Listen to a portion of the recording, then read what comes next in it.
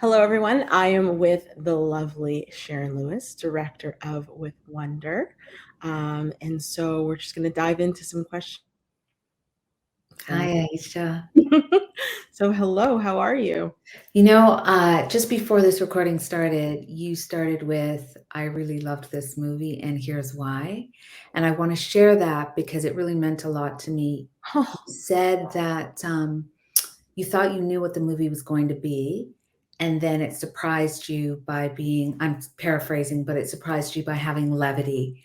And honestly, that is so much what I wanted because I think that anytime you sort of, well, I'll speak for myself. Anytime I see queer of color stuff, I'm like, okay, I know I should watch it and I know it's important, but it's going to be hard and it's going to be, and it felt like what you said that there were parts of it that made you laugh and cry hmm and that you were able to enjoy it. And that's what I really wanted because I think anytime we're grappling with a subject like this, queerness and Christianity, it can feel heavy, and it also can feel like we're just one dimensional, like we're queer and we're oppressed, and that's not true. We're Yeah. loud, we love, we're funny, we're not funny. So anyway, I just wanted to say I really, really appreciated that. I Of really love course. it. Yeah.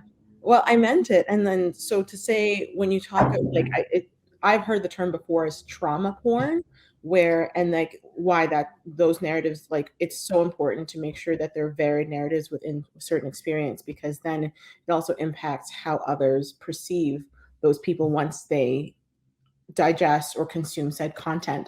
And so I guess like usually I kind of just start with like the call to action, kind of like why you decided to make the film, what spoke to you, like where did this idea come from? Because especially with the times of like what we're looking at when it comes to the members of the 2S LGBTQIA plus community, as well as like the interactions of the institution of religion with modern day society, it's very topical. So I'm just curious as to like how it came to be for you. Yeah, it's funny. I did not set out to make this documentary because documentaries are really hard. They take years and years and years. And I've been directing a lot of episodic television. Well, let me just talk to her. If you can put me, thanks. I've been directing a lot of episodic television, and you get in and it's quick and you tell a story and you get out. And my thing with that is wanting to make sure that I get queer and BIPOC people in front of the camera. So I'm saying all of this, that when this came up, I was like, documentary. But the reason I delved into it is because I did a documentary for CBC called Disruptor Conductor, and it was about the first openly gay Black classical music conductor.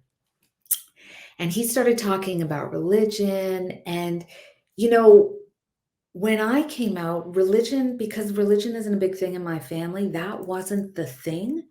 But I did realize that because we grew up in a Christian dominant community and my family was Christian, it did impact me. And so as he started talking about coming out and what that meant and how hard it was, because he felt like maybe God wouldn't approve, I started to go down that road. And then I met Maurice Tomlinson, who's a Jamaican Canadian activist, and he was going down for the first Pride parade in Montego Bay. And I was like, okay, here's my call to action. I need to go down to Jamaica.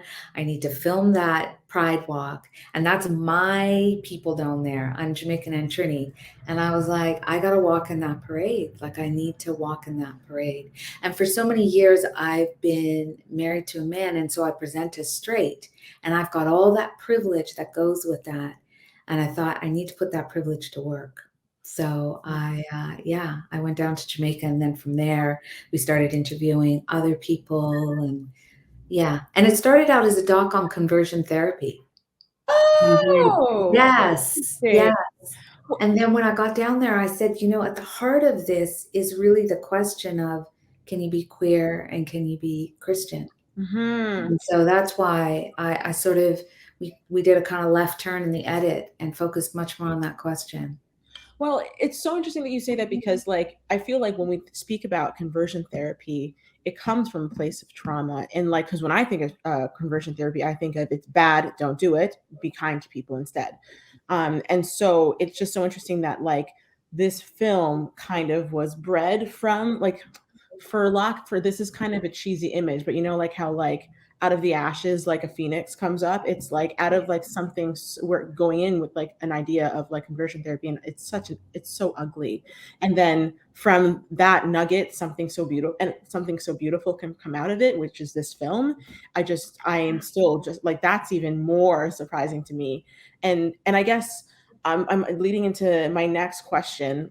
When it comes to this film, and then also topically what's going on in the world today with in reference to the institution of religion, I guess, how did you, when you were going into making this film, where did you see yourself fitting, if that makes sense? Because you said, like, with your upbringing, that like religion wasn't a huge part of your upbringing. And then so like, I'm just curious as to like you in relation to talking to people that have strong faith. And like, I'm just curious about like where you fit in when you were also talking about the subjects and the subject matter of this documentary. Yeah, it's a good question because my friend who's in the documentary, Winnie, Reverend Winnie, who's an Anglican South Asian queer priest, she always says to me, she's like, you always say that, but I think you're in the closet. You're a closet Christian.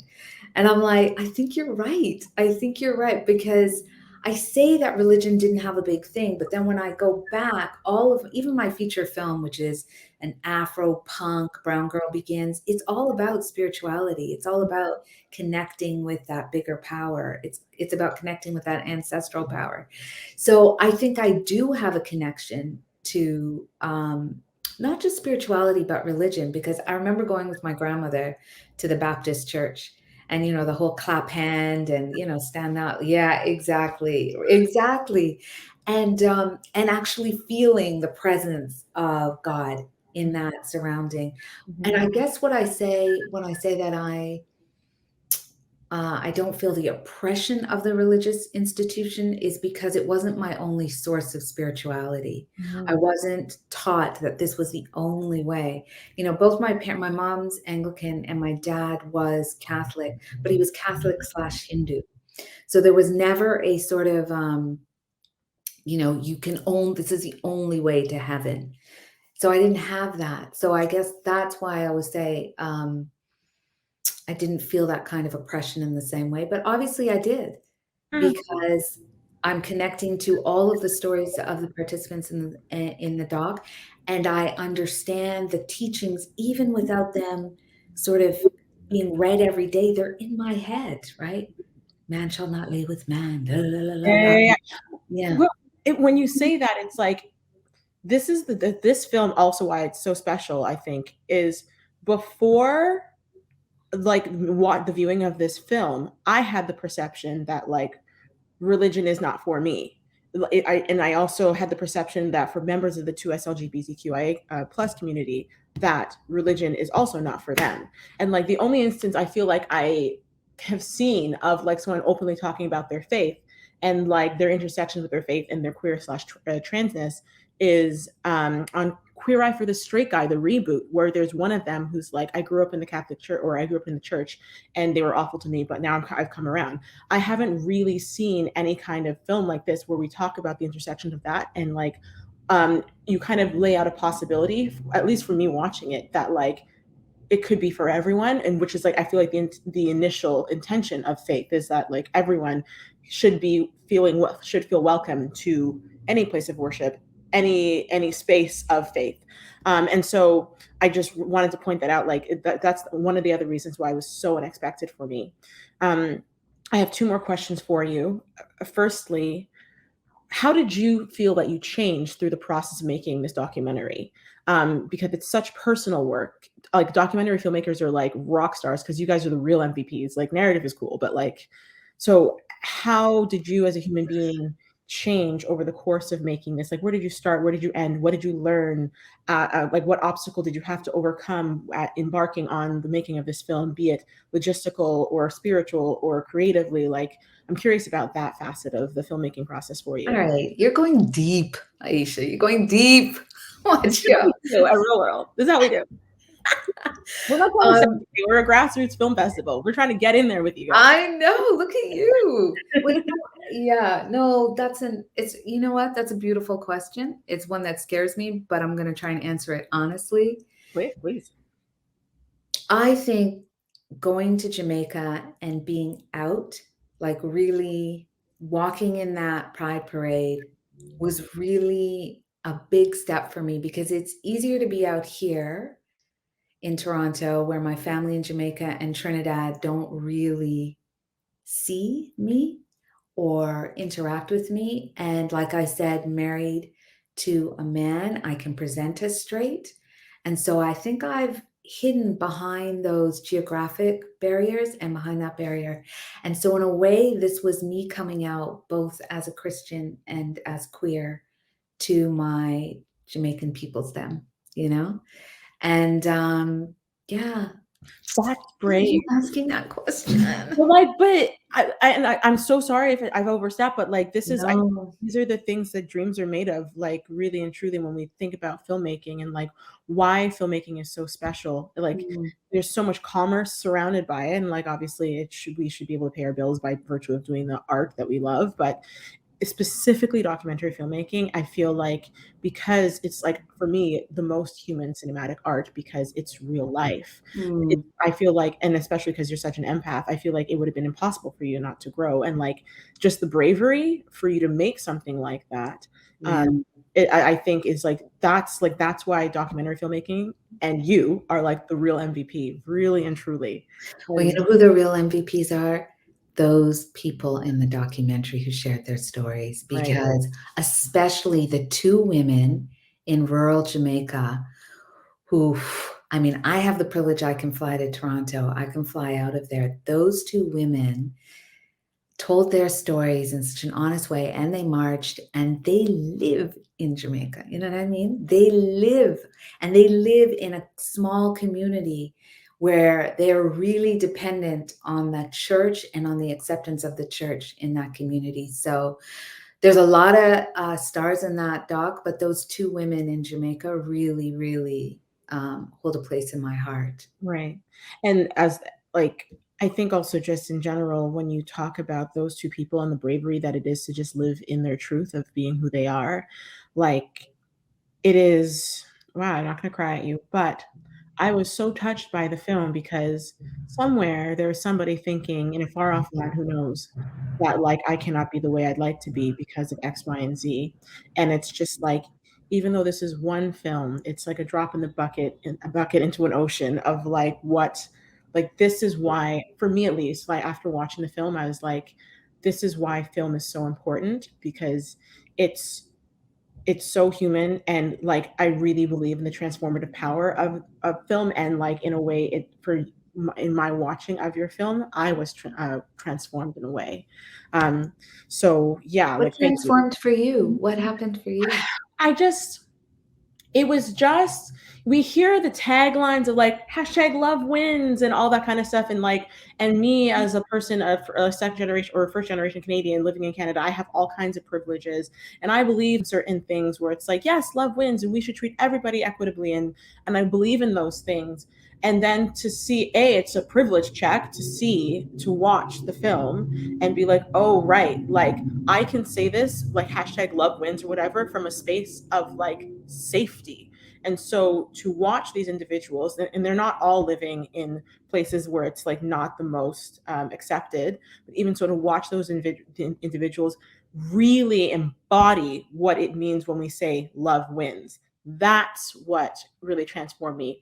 Before it's like, yes, love wins, love conquers all. But while watching your film, that like catchphrase kind of took on a new meaning for me where those people just living as they are and loving and being are the physical it is that they are the physical beings of they embody love winning. This is what it like when we say what does it mean for love to win, we can look at the wonderful people in your documentary as examples of such. And so that's really what got me, and I guess like kind of leading into the last little bit of this a little chat with you is I ask this of every filmmaker because I just think it's so interesting. And it's a simple question. with the making of this film, sorry. And Matt, you can cut back to singles now. It was just that one little part. Oh, well, hello, my face. With the making of this film, what did you hope to say? Like, if we were to treat a film like an essay as such, like we go in with a thesis or like an idea of like something we'd want to present. I'm curious as to like, I have my own summations, but genuinely interested in like what Sharon, when she sat down to make the film, what she was hoping to say, and then when she locked the picture and it was done and credits were it was packaged, what did Sharon want to say about humanity, about the experience, about life with this film? What would you like to say? You're going to make me cry. What I wanted to say, and this is why I chose film to say it, is isn't love beautiful? Like, isn't it beautiful? When D. Lo is talking about his mom and how his mom called him, by the right pronoun. And you can feel that love and acceptance of his mom. And when, Serena and Melissa get married and they have this beautiful family, and that's why we shot it in that way. I wanted you to see how beautiful love can look. So how can this God that people are talking about cause suicide and depression and kicking people out and living homeless? Like, how can that be God? Because if you visually look at this film, my hope is that you can feel and see the love of God. It's beautiful. It's sunlight and it's earth and it's love and it's tenderness and it's humor and it's all of that. So I hope that when you watch it, you feel what love is, what you feel, you see and feel what the love of God can look like. Wow, I got chills. Well, an emotional afternoon here at Real World, everybody. I genuinely like this is my favorite question because I'm like, you did that. Like for me, when you say like to see that like isn't love beautiful, like in my recollection of watching the film, it's like I can see those words living in it. And it's always so nice. Like one of my favorite things about film is like it's just an idea, it's a thought, it lives in your mind, then maybe it's on paper, and then eventually after a lot of hard work and blood, sweat, and tears, hopefully not too much blood, it exists on a screen. And what lives on the screen is exactly what you said. And I think it's just a testament to good filmmaking.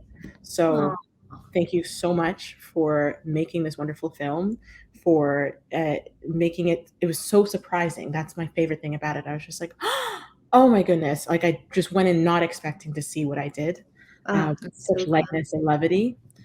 So thank you so much, Sharon, for making your film. You're a rock star. Please make more films. Can't wait to watch them. And so, yeah, thank you so much. You're brilliant. Thanks, Aisha. Thank you. Thanks for understanding and getting it.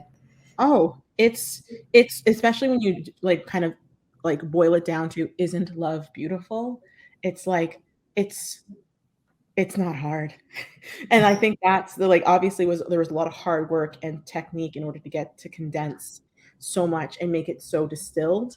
But and then it really does for me as like as you say that, I start to question, I'm like, love is so beautiful. Why like like my mom has this saying where she's like, she's very Jamaican show. So she's like, them too happy. Like if somebody's doing something silly or being like awful, they say they're too happy. And it's like life is like they must be so happy that they're looking for something wrong about like something, you know what I mean? Yeah. Do you know this saying? When the chickens are merry, it means the hawk is near.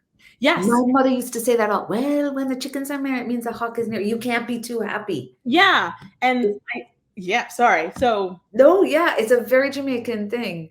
And I guess, well, Jamaican lineage. And so, yeah, I just like when you say, isn't love so beautiful? And it's like, obviously there's so much technique and craft that's gone into the making of this film because you're a pro, but the little nugget, and it's just like that's such a simple thing, and it's just like it's so easy to understand, and when you watch the film you really get that. Good. So yeah, you're the bomb. Ah, you're the For bomb. everyone at Real World, watching, for everyone at home watching or having just watched this brilliant film, or if you haven't watched it yet and you're just watching this, you should go watch it. So to everyone who's watching at home, thank you so much for being here with us to talk with Sharon about her lovely film. And please tell your friends about it. Tell everybody about it, because love is beautiful and it should be shared. Aw.